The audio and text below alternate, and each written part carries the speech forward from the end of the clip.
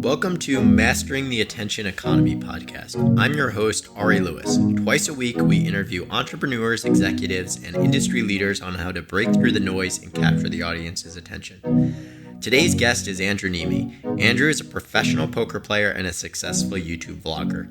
Ari, how's it going? Good to be with you. Andrew, thanks so much for jumping on today. Really appreciate it. Big fan of the podcast. Or I should say the YouTube channel, mixing the two up there. Been a subscriber for a while. First off, how did you get into, vlogging? What drew you to it? Yeah, the main catalyst, the main influence for me that I always point to is a guy named Casey Neistat. So he was really the main inspiration for me, seeing him do his thing every single day for a good couple of years straight, and also sort of explain the process along the way to his audience and really build a connection that way and do it in such a high quality manner. He sort of just showed off the capabilities of YouTube and building an audience there. And for me personally, as a poker player, I was living in Las Vegas and playing poker full time for about 8 years before diving into YouTube. There was I like to say that there was some external factors and internal factors. So externally, it seemed like poker was maybe a little bit slow to catch up to that sort of a thing as far as new media. And also a lot of the media was focused on very high stakes games, very premier events, whether that's very expensive buy-in tournaments or very high stakes cash games. And there was a big audience, a big poker playing audience that I don't think was really captured and presented content to in a way that was more relatable. So, the stakes that I was playing poker, much more reasonable stakes, and the poker pursuit was sort of, I want to say maybe a little bit lacking for me personally, as far as, when you go to play poker every day, you have an uptick or a downtick in your net worth. And aside from that, you don't really have too much to show for it. So I sort of felt like there was a little bit of creativity that was lacking in the daily pursuit of poker. So all that mixed together, decided to throw my hat in the ring of YouTube and put a video together and see what happens. Yeah. So, one of the things I really like about your channel that you touched on was sort of this identity with your audience that, they want to be regular poker players. Can you touch more on that authenticity aspect of I play 2-5 and Andrew plays 2-5. I can relate to that, not the $100,000 buy-in tournament. Why is that so important in building the fans that you've built? Yeah. Like I mentioned, a lot of the content that was being produced at the time, it was very, very high stakes centric. And I think those dollar amounts, they tend to get lost. The message tends to get lost a little bit. It's hard for the typical poker player or poker fan to really understand, how it's crazy. It's fun to think about and ponder what wagering tens of thousands or hundreds of thousands of dollars on a single poker hand might mean, but it's hard to understand what that might mean to that person who's playing, the person that they're watching. What does that mean to them? We really don't know where that person stands and what that dollar amount means to that person. So when I'm playing, in my videos, playing 2-5 or 5-10, we can talk about it in terms of that's gonna make the monthly nut a lot easier to pay. This good winning session. So people can sort of relate to that thing. And when it's the exact same stakes that a lot of people are playing, when I'm talking about a poker hand, it's they can imagine playing that hand as well in their local casino or at their home game. So when I'm walking through a hand, when you're talking about a 1-2 or 2-5 or even a 5-10 hand, they can take something from that hand and maybe apply it to their game or the player pool that they're a part of. So, another thing that I really like about your channel and is that these meetup games that you do, that you've sort of pioneered, how has it helped as well in meeting your fans in person? How does that build on the relationship? Why is that important? Yeah, so much of our time is, before all this lockdown stuff happened, of course, but even before that, like so much of our time is spent in front of the computer, and the way that we interact these days is through either comments or DMs or emails or things like that. It's all digital. A very big portion of it is digital.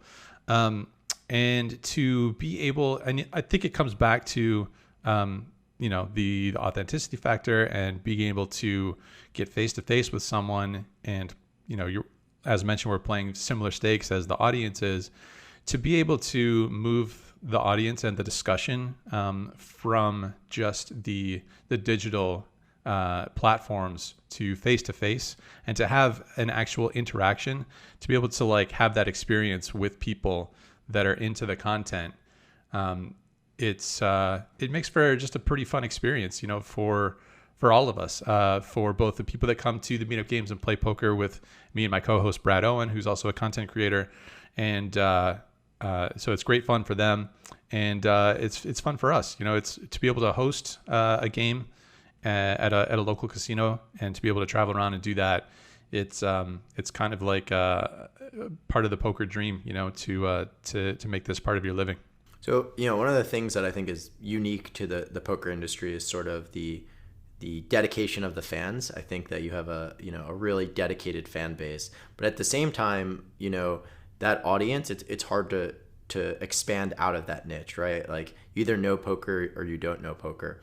How do you as a vlogger think about, okay, if I want to expand, and I know we've seen it with Doug Polk, who, for the listeners out there don't know, is another, poker vlogger who's gone into mainstream poker. How do you think about, should I stick with my niche or expand outside of that? Yeah, I think, you can, there's, multiple approaches. I don't know which one is better personally, but I think the first question is, how much do you enjoy doing what you're doing and focusing on the current focus, right? So I think if you are enjoying it to some degree, hopefully to some reasonable degree, then going deep on that thing will be pretty rewarding. In poker, when there's, I kind of alluded to it before, where the industry landscape might be a little bit slower to catch up to trends. When you can be the first mover and when you can go really deep on that, I feel like it can be really rewarding, as long as you are enjoying the process of it all. But if you have other interests that lie outside of that niche, then start. I think the advice would be to start dabbling in that thing and including it in the content. And I do have other interests. That's for sure. There's themes in my videos, such as like favorite local bars and restaurants, whether that's in Vegas or checking out new spots when we're traveling. And so I try to incorporate that into the content fairly regularly. And I think that there's a pretty decent chance that the content will continue to spin off in a direction such as that. Yeah, I always enjoy your drone videos when you post them.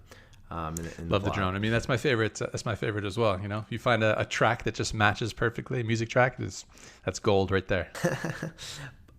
So when did you know that the vlog went from, oh, this is just something fun, to this is a potential income source besides poker?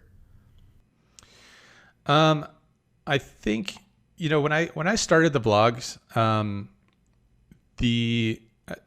mentioned Casey Neistat, maybe one or two other guys I was watching. It was mainstream content that I was watching, and so I knew that these guys were building huge audiences. So like, I don't know, Neistat has like over 10 million subscribers now, which is probably unattainable, almost certainly in poker. But I did know that the poker audience it's a small audience relatively, but it's a very passionate audience. And so they're very much into consuming a lot of content, sharing content, whether, that's strategy content or gossipy type content or news or what have you. So the poker audience is really eager to consume as much of that as they can. And I just, you just sort of like put all this together and realize, the power of YouTube as a distribution platform. And you just know that like, if this goes well, then there will be some opportunities there. And there's some different ways to go about monetizing it, so the YouTube revenue is, kind of like level one, but as mentioned, since it's a smaller audience, those numbers are going to be smaller. But then there's different things that you can sort of tack onto that when you start talking about like, merch sales, selling t-shirts and hats, and doing things like hosting meetup games, to different affiliates deals. There's ways to make it work, and this is like the new sort of business model that a lot of people should be paying attention to. Yeah, and I love the favorable merchandise. Thanks, man. That's the work of Boosie, my partner. She's a design queen, and sources everything, and the quality of that is all due to her skills. Got it. So give a good shout out to her, and tell her I like it a lot. So you talked about YouTube as a distribution channel. What risks are there for content creators on focusing on one channel? A lot of these content creators favor YouTube because it's the only, or I should say, the best platform for monetization. But we've seen with a lot of poker players that they've been demonetized because of links. Do you get worried about that? How do you try to diversify away from that? Yeah, it's definitely a concern when you are on somebody else's platform and relying on that. That's always a concern. So it's like, very big pros and very big cons to that sort of a thing. It's, as mentioned, the best distribution model for an individual creator when you're creating this type of content. The related videos has brought who knows countless numbers of people into my channel. And then, as you mentioned, then when they decide that, say they think you're creating some sort of content that might go against their terms of service, then they can pull it down or put strikes on your channel, or even take your entire channel down. So yeah, there's a lot of concerns there. It's just kind of an ongoing thing. And I do think it's important to kind of like build reliance on yourself, rather than just this one platform. So I feel like if worst came to worst and YouTube wasn't available to me, I feel like I would be able to get the word out through Instagram and Twitter, and friends channels and things like that I would be, working on a project on TikTok, or starting a blog, or, something like that, whatever I felt like, or, starting posting videos on my own website. That might make a lot more sense than TikTok. Who knows? But I feel like, as long as you're building value that revolves around you rather than just the platform of YouTube, and you're delivering value, and that comes like from such a unique spot, which is your own, then I think you can, be able to survive such a turbulent event as getting your channel deleted, as crappy as that would be. By the time we post this, TikTok might actually be banned in the United States, depending on. So depending on what Trump says. But you never know. So it's probably good to have your own home base. So arilewis.com. I don't know if that's taken, probably is, but might be the spot to really lock some people into that and to have them showing up on a regular basis. Actually, yeah, I have a whole website, and for the listeners out there, visit it and subscribe to the newsletter. But so on that note, as I said, I watch your YouTube videos a lot, and there's common themes in them. With Twitter and with Instagram, is it more like intentional with your strategy, or is it just, I feel like posting this? How do you think about those strategies and attracting attention for your audience and making sure that they're paying attention there? Yeah, I always think that it should be more intentional than what I'm doing, because I think I kind of go on a whim a little bit. I don't have like a regular posting schedule on Twitter or Instagram. I've always said we need to get a whiteboard in this apartment and, build out a grid and check all the boxes, one a day at least, put some sort of micro content up on one of those things. I think that's probably smart to do. I think that's the way to do it. But for whatever reason, I'm more of like a feel guy. I just kind of like when I'm inspired, then I post something or I post a picture or whatever. And I think that you can maybe like get that sort of a sense when you watch my content. My stuff has like a little bit more of the creative stuff in it. You mentioned the drone. I spend maybe more time on average trying to find a music track that goes well with the particular video and different scenes and stuff. So I lean a little bit on the creative side, maybe more than like some other creators who are more hand heavy, more poker hand heavy than they put in their stuff, and that probably reflects more on like the whims of my posting on the other platforms. So, you've mentioned other poker vloggers, but then you also talked about Casey Neistat, who has a more mainstream vlog.